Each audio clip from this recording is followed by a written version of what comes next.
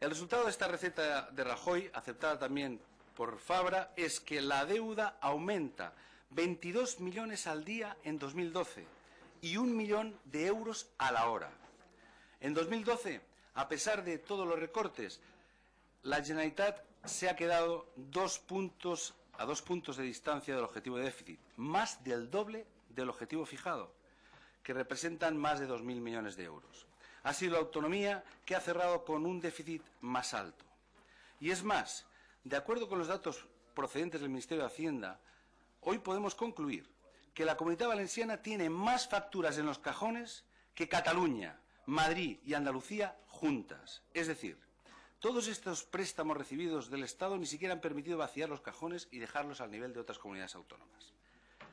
No nos confundamos tampoco en el debate sobre déficits asimétricos, fundamental, importante, pero no es más que un parche en un barco que se hunde.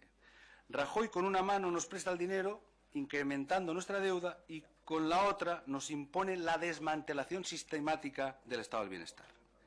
La peor de las soluciones en el peor momento. Señorías, ciertamente el colapso económico de la Comunidad Valenciana no es solo por el modelo de financiación. La apuesta por un modelo de crecimiento basado en la especulación inmobiliaria, las bajas inversiones del Estado durante muchos años, la corrupción y el despilfarro, asuntos por los que paso por encima por responsabilidad, nos han situado en esta situación de emergencia. Pero la Comunidad Valenciana durante mucho tiempo, que nadie lo olvide, aportó mucho a España. Y nadie nos puede dar ninguna lección de solidaridad. Hoy el Grupo Popular tiene una nueva oportunidad de hacer un mínimo ejercicio de coherencia, es decir, votar lo mismo aquí que votó en Valencia.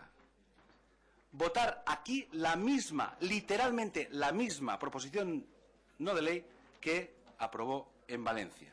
Tiene la oportunidad de demostrar si está de verdad comprometido con un nuevo de financiación justo con la Comunidad Valenciana o no.